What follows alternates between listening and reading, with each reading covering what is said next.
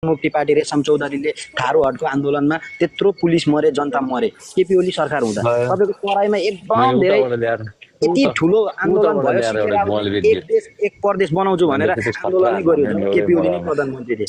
अहिले हेर्नुहोस् सर, अहिले जब केपी ओली प्रधानमन्त्री भयो सडकमा यति धेरै आन्दोलन आन्दोलन छ, तर उहाँले कहिले सम्बोधन गर्नु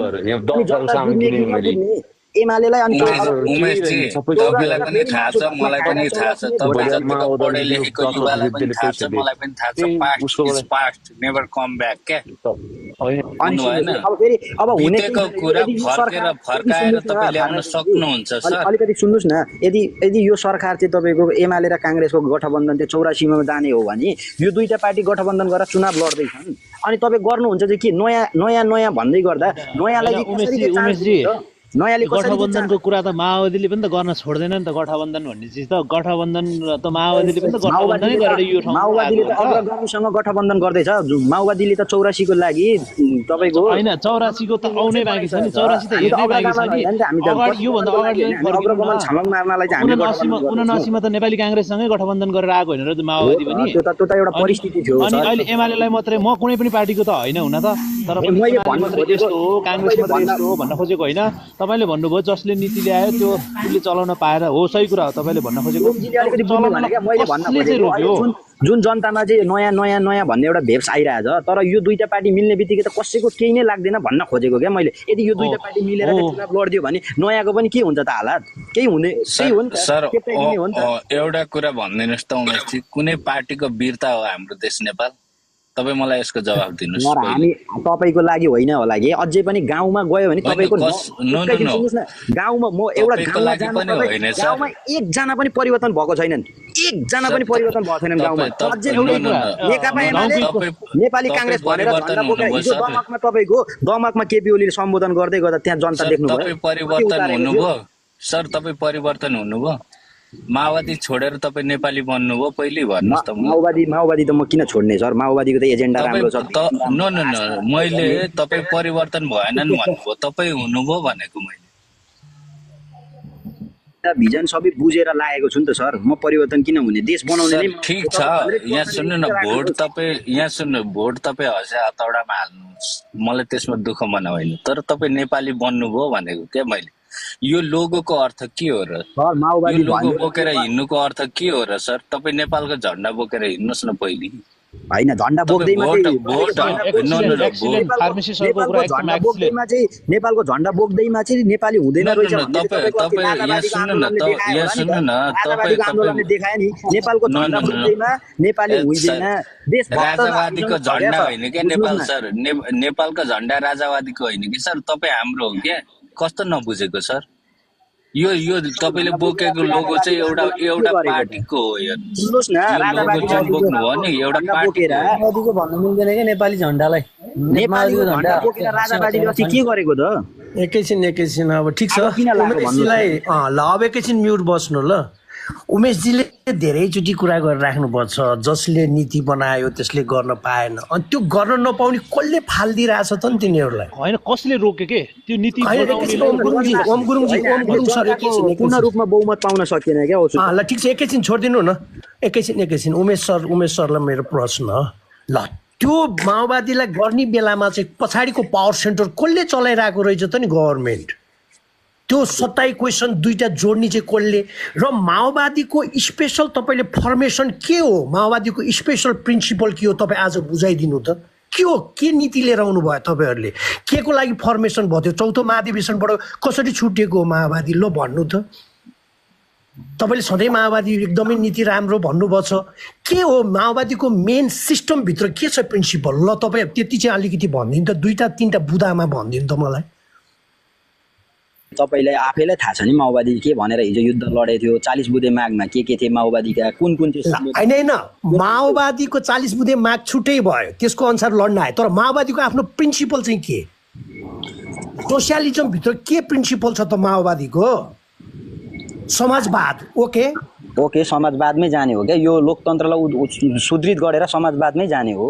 अनि फर्मेसन चाहिँ के को आधारमा भएको थियो त माओवादीको? अब त्यो त्यतिखेरको त्यो इतिहास त अब धेरै कुरा छ नि त त्यसमा त। ल अब तपाईँले के सुन्नु भने जस्तो म कङ्ग्रेसभित्र छु 3 सालतिर बनेको रहेछ गर्वे कङ्ग्रेस हो, म गर्वे कङ्ग्रेस छु, मर्ने बेला नि कङ्ग्रेस मर्छु, तर मेरो कङ्ग्रेसको हाइकमान्डहरू इन्डो वेस्टका गुलामहरू हो, पपेटहरू हो, तिनीहरू खेतालाहरू हो, अपराधी हो, साङ्गठनिक अपराधी हो मेरो कङ्ग्रेसको हाइकमान्डका 4वटा फ्याक्टरहरू। तपाईँ त्यो प्रचण्डलाई बोल्न सक्नुहुन्छ? तपाईँको जनतामा त पुष्टि भइसक्यो नि त यो देशको लागि। एक्ज्याक्टली प्रचण्डको पनि पुष्टि भइसक्यो। यहाँ सुन्नुहोस् है, यो देशको लागि चाहिँ तपाईँको अप्ठ्यारो पर्दाखेरि जहाँ जहाँ अप्ठ्यारो पर्दा त्यहाँ खम्मा भएर उभिने पार्टी त माओवादी नै रहेछ। आज शिक्षाको 13-14 दिन आन्दोलन भयो। यो सुन्नुहोस् प्रभु, अलिकति तपाईँले सतै टाइपको राजनीति पोलिटिकल अलिकति सर्कमफेरेन्स बुझ्नु भएन। यहाँ नेपालमा न माओवादी, न एमाले, न कङ्ग्रेस, न नयाँ पार्टी ब्लू रिभोल्युसन ल्याउने रवि, जबसम्म यो नेपालको बिचौलियाहरू पावर सेन्टर पछाडिको इन्टरनेसनल नेक्ससहरूको तोड्न सक्नुहुन्न तबसम्म जोसुकै आए पनि केही पनि हुँदैन। कग्नेटिभ डिसोनेन्स भन्छ, वैचारिक अधीनस्थमा हालेका यी गुलामहरू र अर्को के छ इनकन्ट्रोल इनस्टेबिलिटी, एउटा अर्को टाइपको नियन्त्रित अस्थिरतामा हालिएको छ देश। कसले चलाइरहेछ? सेलेक्टेड बिचौलिया, दुईटा आइडियोलोजीले चलिरहेछ देश। यसको लागि चाहिँ जनता सचेत हुनु पर्यो परे जुनै पार्टीलाई। अब कहाँ आयो त जनता? कहाँ आयो त जनता? कहाँनिर आउने त?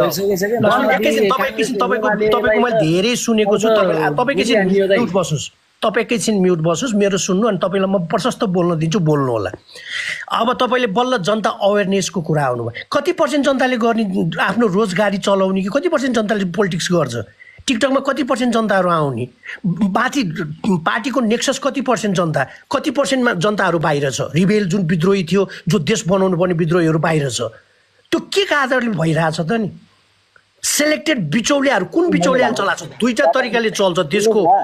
तपाईँ बिचमा नकाट्नु, न क्रम भङ्गता नगर्नु, कन्टिन्युटी। तपाईँले त्यो प्रिन्सिपलको मेन सिग्निफिकेन्सै बुझ्नु भएन। माओवादी के को लागि फर्मेसन भयो थियो? अब यहाँ लडाइँ भनेको राष्ट्रवादी किता र दलाल किताको बिचको लडाइँ हो। यो राजावादी र गणतन्त्रवादी बिचको लडाइँ होइन। दलाल किताभित्र एकीकरणको जगको एग्नेस्टमा आउने एक थरी, एकीकरणको नेपाल विखण्डनतिर आउने एक थरी, नेपालको एकीकरणको फेभरमा आउने एक थरी, त्यो बिचको लडाइँ हो। त्यस्तो लडाइँमा चाहिँ अजय शेष जस्तो राजनीतिज्ञ होइन, अजय शेष जस्तो सोल्जर अफ फर्चुन, भोलि अजय शेषलाई त्यतिकै गायब गर्न सकिन्छ, केही पनि छैन अजय शेषसँग त्यस्तो विचार सिचार होइन। जस्ट राष्ट्र राष्ट्र राष्ट्र त्यति मात्रै हो, उसले पोलिटिक्स गर्ने होइन। त्यस्तो धेरै छन् यहाँ, अनसिन रूपमा धेरै बसेछन्। त्यो राष्ट्रवादी किता भनेको चाहिँ सबै एकै ठाउँमा जोडिनुपर्छ भन्ने कुरा हो। यो पार्टीको माथिको हाइकमान्डको सेलेक्टेड त पपेटहरू त सबलाई चिनिसकियो, चाहे कङ्ग्रेस चाहे एमाले। नयाँ आउनेलाई दियो त काम गर्न। अब त्यही त कसले नदिएको रहेछ त नि? रविलाई कसले फालिदिएको रहेछ त नि? झ्याप पार्दै अब गर्ने चाहिँ कसले फालिदियो त नि?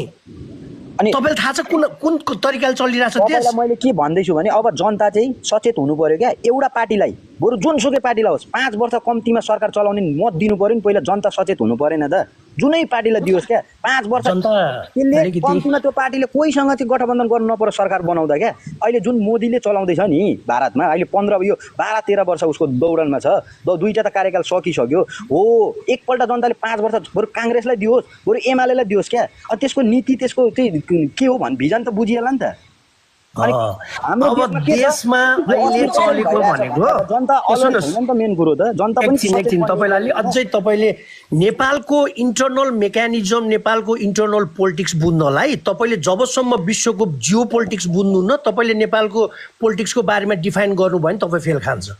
तपाईँले एकातिरबाट नेपालको एउटा कुरा गरिराख्नुहुन्छ, अर्कोतिरबाट माथिको गडफादरहरूले अर्को कुरा गराइदिरहेको हुन्छ, सधैँ फेल खाइन्छ। नेपालको पोलिटिक्सको बारेमा फ्युचर प्रेडिक्सन गर्न मिल्दैन।